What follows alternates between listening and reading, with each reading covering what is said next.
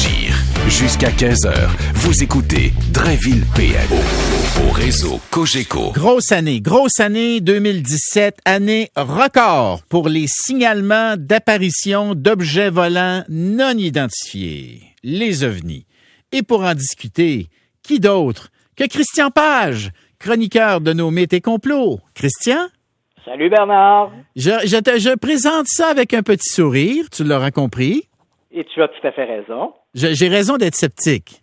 En fait, la manchette dit bien, c'est une augmentation des signalements d'OVNI. Et c'est là qu'il faut faire attention. Le fait qu'on a plus de signalements d'OVNI ne veut pas dire qu'il y a forcément plus d'OVNI qui survolent le Québec. Le Québec n'est pas devenu la Mecque des extraterrestres. Malheureusement. Parce que, en fait, ce qu'il faut bien comprendre, Bernard, c'est qu'il y a une vingtaine d'années, il y avait à peu près aucun groupe qui colligeait les rapports d'observation sur les OVNI. Puis c'était plus compliqué aussi. Quand les gens voyaient un OVNI, ils se disaient, qu'est-ce que je vais faire? Je vais appeler la police, je vais appeler la GRC, ou je vais fouiller dans les pages jaunes s'il y a quelqu'un qui s'intéresse à ça. Alors qu'aujourd'hui, il y a à peu près une demi-douzaine de groupes qui s'intéressent aux observations d'OVNI au Québec et les gens qui voient des OVNI peuvent maintenant faire des signalements par Internet parce qu'il y a des formulaires en ligne. Ils ont simplement à répondre, c'est anonyme, personne ne va rire d'eux. Donc, on a mis en place des mécanismes qui facilitent les signalements, d'où l'augmentation des signalements. Mais ça ne veut pas dire qu'il y a plus d'observations d'OVNI pour autant.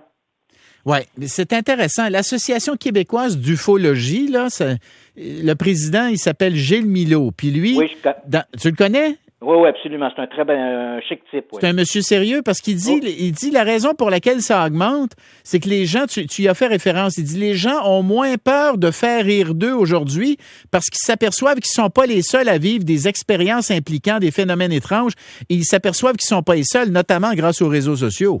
Voilà. Donc, ils ne sont pas les seuls. C'est plus anonyme de remplir un rapport derrière un écran. Puis ensuite, il faut regarder aussi les chiffres. Dans les statistiques qu'on nous présente, on constate que les observations les plus marquées sont durant l'été. Bien sûr, on regarde plus le ciel durant l'été que durant l'hiver.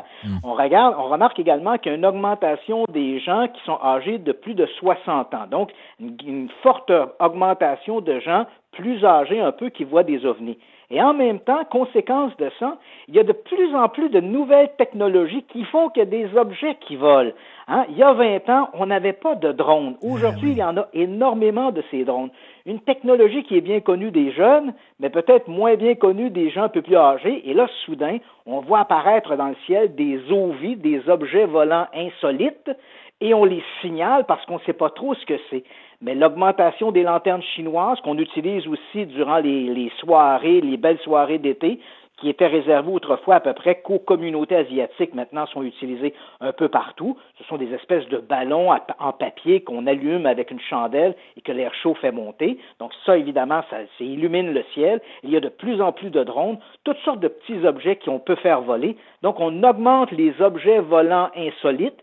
Et évidemment, ça peut susciter un plus grand nombre de signalements d'objets inconnus, mais dans bien des cas, ce sont souvent des petites lumières nocturnes et une bonne investigation permettra sans aucun doute d'en identifier plus de 95% de ces observations. En tout cas, si jamais il y en a un vrai qui veut venir nous visiter, là...